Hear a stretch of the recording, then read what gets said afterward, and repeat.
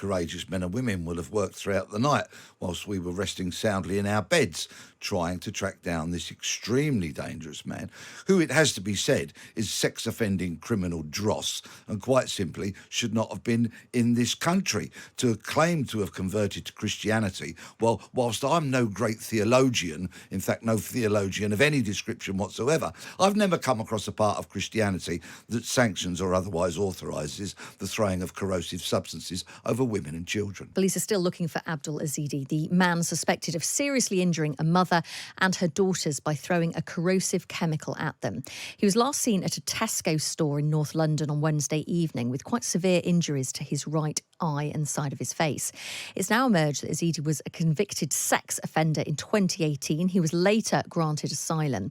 Talk TV reporter Victoria Innes is at the scene of the attack in Clapham in South London this morning. The more days go past after this incident, the more information is coming out about who the 35-year-old man, Abdul Azidi, was. We still obviously don't know the motive behind that attack. We know that he knew the victims, but police will be trying to establish the moments which led up to the attack. We know that he travelled down from Newcastle. He's not thought to be from the Clapham area. And as we say, police yesterday released that CCTV image, the last known sighting of him in a Tesco Express just before 9 p.m. on Wednesday evening. He was wearing a blue t-shirt, a dark jacket, and you could very visibly see what looked to be a serious wound on the right-hand side of his face, which will make it very difficult for him to move around in public without being noticed. Well, that's Victoria Innes, reporter down at the scene of that attack this morning. Well, let's talk to two people with expertise in manhunts. Peter Bleksley is former Scotland Yard detective. Morning, Peter. Good morning. And also with us, Sue Sim. She was Chief Constable of Northumbria Police and led the search for the gunman Raoul Moat. Good morning to you, Sue. Good morning. Thank you both for being with us. Peter, first of all, how do you launch a manhunt? How do you go about trying to capture this man who has got very serious facial injuries right now and will be easy to recognise? Yes, and those injuries might need medical attention. So I sincerely hope that last night and this morning, every member of security staff at every hospital and everybody else at any kind of medical facility has been shown the pictures and are aware of who he is, so that they can, as per the police advice, dial 999 if anybody sees this man. He is clearly dangerous and not to be approached. It's all about, in my experience, trying to sort of shorten the imaginary length of string between the offender and the police officers trying to catch him. And you do that, of course, but according to a time scale. So the last known sighting that we, the public, are aware of are in this Tesco store in Caledonian Road, North London, on Wednesday evening. So there's about a 36-hour gap now between that image being taken and where we are this morning. So what they will have done is panned out the CCTV search from that Tesco store to see if he then came across another CCTV network where he would have been captured. It can give you a direction of travel. It might give you a mode of transport, and it would possibly give you an indicator as if anybody was assisting him. Sue, what would you add to that? I absolutely agree with Pete. The issue is they will be looking to check where all his friends, family, any other associates are. They'll be speaking to everybody who knows this man, and they'll be trying to find out if he has anywhere that he could go in either London or anywhere else, because the issue is it's extremely important to catch the individual who's committed these terrible crimes.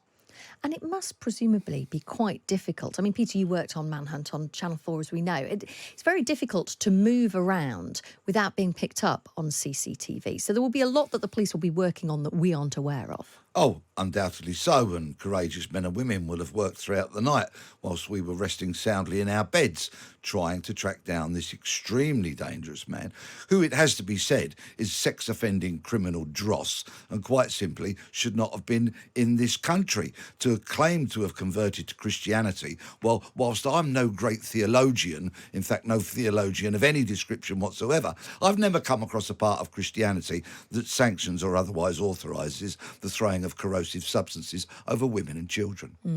What, Sue, do we know what I remember after there have been acid attacks in the past, there was a tightening up of the law, wasn't there, and legislation that made it a lot more difficult for people to get hold of these kind of chemicals. But I guess many cleaning materials can be very dangerous to the skin anyway, can't they? I'm just wondering how easy it is to kind of legislate for this sort of thing. It's extremely difficult, and I think that's one of the problems that we have around at the moment.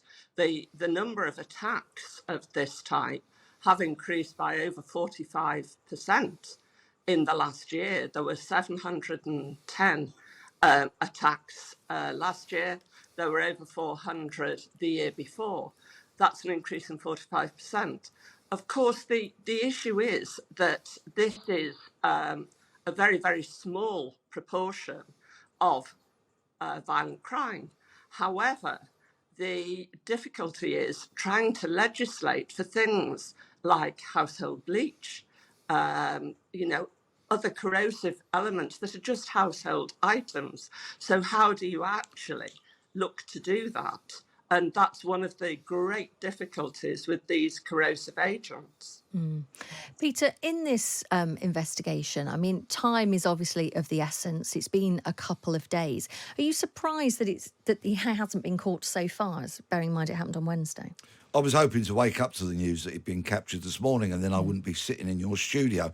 Sadly, he remains at large. I'm sure there are a huge amount of resources being deployed.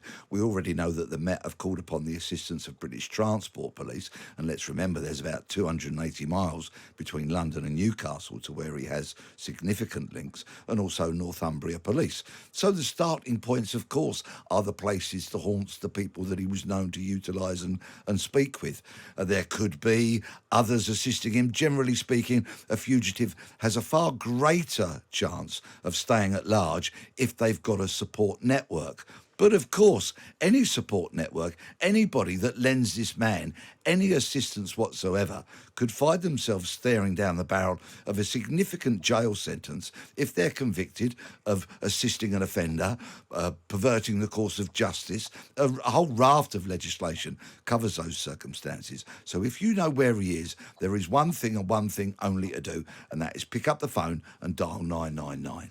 Generally, Sue, in an instance like this, is there planning that goes into it beforehand? Do offenders often know that they're going to carry something out and then plan to go on the run? Or is it often the case that something goes wrong and therefore they're forced to go on the run? And presumably, if there isn't a plan in place, that makes it easier for the police to track them down. In relation to incidents like this, it depends on how much, as Pete said, how much organisation there is around it. I think with this, it has to be pointed out that the Metropolitan has said that he was known to the family. They haven't said how, but they have said he was known. The fact that he's gone to ground, of course, a city sometimes is the easiest place to disappear in. People are always bustling around. It's quite easy to disappear in huge crowds, even with the scarring. But as Pete said, this man needs to be trapped. He needs to be caught by the police and the police only. He is a very dangerous man. Members of the public should not approach him. They should call 999 and get this man in police custody now. And Peter, when people hear stories like this, it is terrifying that people who aren't familiar with Clapham, that area of Clapham where this happened, there's lots of young families. This isn't a deprived area. This is an area that lots of people would be going around. There's coffee shops, there's parks. People will be fearful when they hear that something like this could happen. And 12 people, we mustn't forget, were injured. And you would need to have very deep pockets to buy a substantial home in the road where this attack took place. It is a very nice part of Clapham, with all the transport links somebody could hope for, and the beautiful greenery of Clapham Common virtually on the doorstep, a very nice part of London. Of course, people are traumatised, neighbourhoods get upset, but commending the wonderful people that came to help in this situation, some of whom got injured, and a man far younger than me that tried to chase him but was hampered by the fact that he had his slippers on. all praise to these people. How wonderful to hear uplifting stories of people coming to the aid of others when they are victims of crime.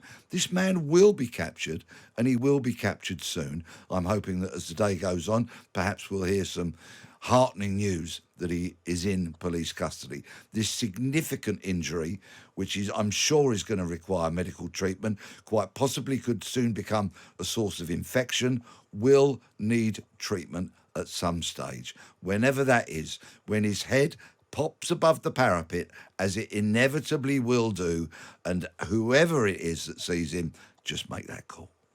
Really good to speak to both of you. Thank you for talking to us and giving your experience. Really important to hear that. Peter Bleksley, thank you so much. Former Scotland Yard detective, and also Sue Sim, who was Chief Constable of Northumbria Police and led the search for the gunman Raoul Moat.